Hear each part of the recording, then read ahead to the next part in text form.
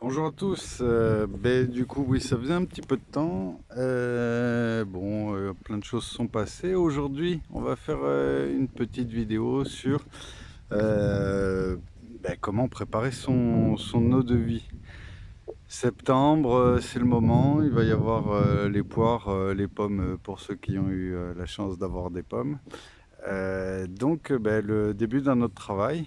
L'hiver, c'est le début du stockage. Il y a évidemment beaucoup moins de semis à faire, même s'il y en a encore un petit peu en septembre. Mais là, on s'attaque à justement la récolte des pêches, des pommes, des poires. En l'occurrence, pour moi, ce sera des pêches, puisque ce pommier de plein champ, je pensais pouvoir le faire fructifier tous les ans avec la taille d'hiver, la montée de sève. Ça n'a pas été le cas.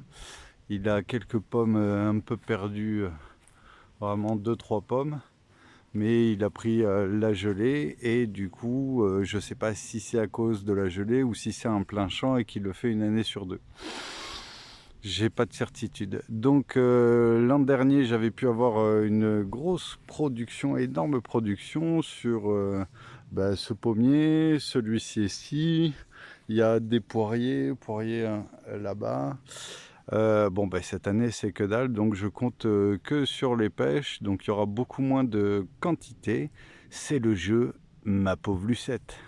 Donc, ouais, non, les pommes, bon, je suis un peu déçu parce que vu la quantité, on peut faire vraiment des compotes, des bocaux, de l'alcool, on peut faire vraiment énormément de choses. Le poirier qui avait lui par contre des poires magnifiques et que je vous avais déjà montré se retrouve avec absolument zéro poire. Mais alors, j'ai même pas pu en goûter une. C'est un très beau poirier, j'avais fait une taille, il avait fructifié, c'était vraiment magnifique.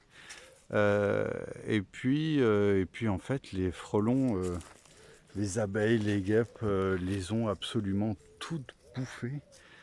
Donc il ne reste absolument plus rien, il va falloir que je trouve une solution aussi sans faire un génocide de guêpes et d'abeilles, mais pour que Bibi il puisse quand même avoir des poires parce que ça va pas le faire, ça va pas le faire quoi. Il faut que je puisse avoir des poires de toute façon. Il en faut pour tout le monde. Le tout, c'est le partage. Donc voilà. On va aller voir le pêcher, puis la manière dont je fais, où je prépare mon eau de vie. Et je vous dis à tout de suite. Ouais, du coup, de retour sur le pêcher. Alors, pour celui-ci, c'est dérogé. Si on regarde bien, en fait, c'était un ancien pêcher que les anciens propriétaires ont trogné il y a bien bien longtemps et lui a fait un rejet. Et par surprise, on du coup arrive quand même à produire. Il y a plusieurs autres jets sur le côté. Bon là ça fait pas des grandes quantités. Les pêches sont vraiment très bonnes, d'un bon diamètre. Ce sont des pêches jaunes, je ne connais pas la variété précisément. Elles sont vraiment très très belles. Mais celui qui est bien plus chargé. Je sais pas à combien de kilos on peut être dessus. Je pense qu'on doit gentiment approcher les 100 kilos. Bon, ça fait à peu près une bonne semaine et demie qu'on commence déjà à en manger, hein. C'est le goûter des petits. Ils en bouffent 6-7. C'est un peu ce que je dis à chaque fois quand c'est la saison des cerises. Manger des cerises jusqu'à vous foutre la chiasse. Quand c'est les pêches, c'est pareil. Quand c'est les tomates, c'est pareil. Manger des fruits de saison, c'est plein de fibres et ça purifie un peu le bide, quoi. Donc on a des très très beaux calibres, très sucrés, hyper bonnes. On va se retrouver avec des magnifiques petites grappes. Non, elles sont vraiment magnifiques. Là j'ai fait une de taille d'hiver mais vraiment extrêmement douce. Regardez la taille de ça, de grande envergure. Donc, lui, il est un peu miraculeux. C'est vraiment chaque année, il dégueule de pêche. Bien plus ce qu'il faut. Est-ce que j'en vends? J'en vends pas vraiment parce que c'est tellement bon et qu'on peut en faire tellement de choses que je me le garde un peu égoïstement. Donc non, non, c'est absolument... Et puis alors, gustativement parlant, elles sont vraiment absolument fantastiques. Bon, maintenant qu'on a vu le produit, je vous explique comment je m'organise pour faire tout ça. Alors du coup, comment je m'organise? Bon, déjà toutes les plus belles, tout ce que je peux récupérer, manger nature, bon, on se gave absolument sans aucune limite, parce que fraise. Les bocaux, ben, ça va être un mélange principalement de la purée de pêche. Les autres années, normalement, on fait des compotes donc avec le mélange de poire. Là, cette année, ce sera des fruits nature, un peu de pêche en bocaux, et pour le reste, de l'eau de vie. Donc je vais reprendre toutes celles qui sont mâchées, où je vais faire juste une simple coupe, vu que 90% du fruit est totalement beau. Donc je me prends pas la tête, je sélectionne déjà celles-ci. Je les coupe en petits morceaux, elles vont être vraiment très, très juteuses et surtout très sucrées. Une fois qu'on a fait ça, on va remplir ceci. Là, on est sur du 60 litres. Normalement, je travaille sur du 120 litres où je vais faire 2 bidons de 120 litres. L'an dernier, sur un bidon de 120 litres, je récupère 22 litres, ce qui est pas mal du tout. Ce qui est pas mal du tout, pourquoi? Parce que les, euh, les fruits sont très sucrés et je rajoute aussi du sucre pour avoir une quantité d'alcool plus importante et puis de toute façon aussi pour la conservation et la fermentation tout simplement. Donc 22 litres pour 60 pour 120 pour un bidon de 120 litres, donc c'est très bien. Je pars sur cette base, ça peut être entre 15 et 22. Voilà, après ça va dépendre de vos fruits, de combien vous mettez de sucre. Voilà. Donc on les coupe en petits morceaux. Moi après je vais les mixer. J'ai un mix, ce sera rempli où je les mixe progressivement, étape par étape. C'est-à-dire je remplis, je mixe, je re-remplis, je mixe, je remets des morceaux, je mixe. Donc sur ce 60 litres, je vais mettre entre 7 et 8 kg de sucre.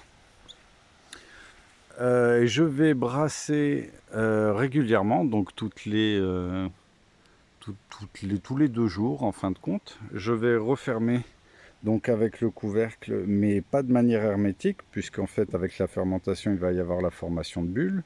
Je mélange en fait sur le 120 litres avec une binette que je plonge et que je brasse comme ça, qui va être très très pratique. Elle est spécifique au brassage de l'agneau.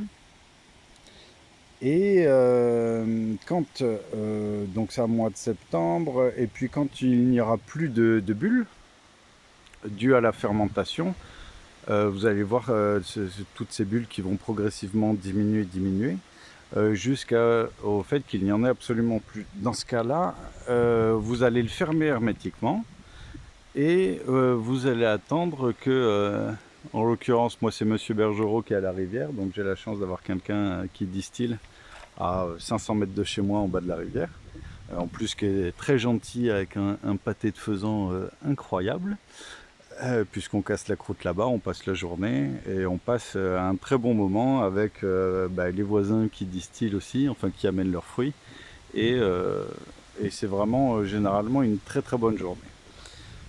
Cette année donc ça va être vraiment que de la pêche. J'avais cherché l'an dernier à savoir si on pouvait faire que de la pomme. Il y avait assez peu de choses, on disait qu'on pouvait pas faire de la pomme. En gros vous pouvez mettre n'importe quel fruit, mettre du multifruit, que de la pomme. Là ça va être de la pêche, donc ça va être une belle gnôle de qualité, et ça va être absolument super sympa. Comment je l'utilise après? Soit j'utilise des arômes qu'on peut trouver, c'est un peu gâché selon moi, mais en même temps si on n'a que ça, c'est très bien, hein, voilà, hein, on fait comme on peut. Soit, comment dire? Soit moi je l'utilise aussi en faisant des mélanges comme des rhums arrangés, en fait, sauf que c'est de l'eau de vie arrangée. Et c'est succulent. À combien je la sors? Je lui demande de me la sortir à 55. Ce qui va être bien pour avoir justement de la quantité. Plus on demande un taux d'alcool fort et moins on va avoir d'alcool. Donc 55, ça le sort très bien, ce qui permet de faire aussi des mélanges avec du vin rouge, un arôme ou alors un macérat de noix. Et je vais mettre 400 grammes de sucre, je vais mettre 1 litre de gnôle et 5 litres de vin. Et là, vous avez un petit apéritif qui sort à 18 degrés, qui va être de grande envergure. Ou alors, vous le mélangez un petit peu avec de l'eau pure, pour un deuxième apéro qui va être différent, pas à 18 mais à 40, avec de l'eau pour en faire justement de l'eau de vie arrangée que je mélange avec du gingembre, de l'ananas, et qui va être sensiblement comme un rhum arrangé. Je rajoute un petit peu de citron, un petit peu de sucre de canne et ça vous permet d'avoir deux types d'apéros très différents, un à 18 en vin cuit, on va dire pour les demoiselles, la belle famille, et un truc un petit peu léger à base de vin, ou alors quelque chose type digestif avec un peu de puissance, monseigneur, pour avoir quelque chose d'aussi un petit peu sympathique. Donc maintenant, comment je le stocke? Je le stocke mal, je le sais. Je le stocke en fait dans ces... Donc ça c'est le dessert. Je le stocke là-dedans, en fin de compte. Normalement, je vous conseille de privilégier en fin de compte un récipient en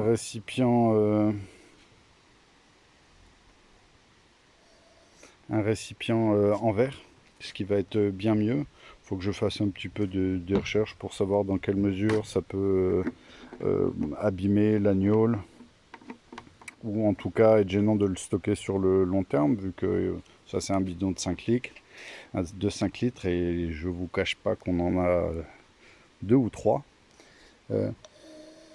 L'odeur est toujours très, très persistante. Donc là, sur celle-ci, on va être sur 70 pommes.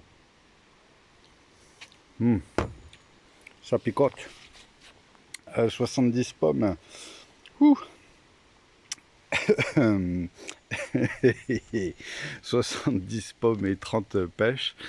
J'avais pu faire plusieurs bidons de 120. Là, c'est la dèche entre les gentilles abeilles qui ont tout bouffé, le gel, et le fait que potentiellement un plein champ soit 1 an sur 2. Du coup, cette année, mesquine, c'est vraiment 60 litres. Donc bon, ce sera toujours ça. Potentiellement 60 litres, je récupère 10 litres, soit 2 bidons. Ce qui permet de faire 2-3 bouteilles d'apéro.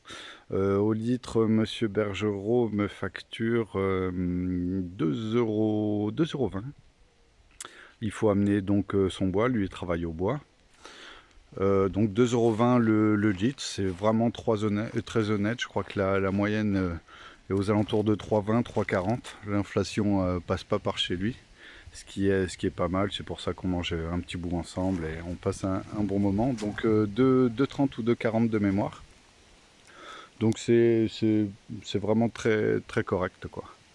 Maintenant, la prochaine étape, je vous amènerai avec moi lors du processus de distillation pour vous présenter monsieur Bergerot et puis vous montrer un petit peu l'ambiance et puis le résultat de son travail.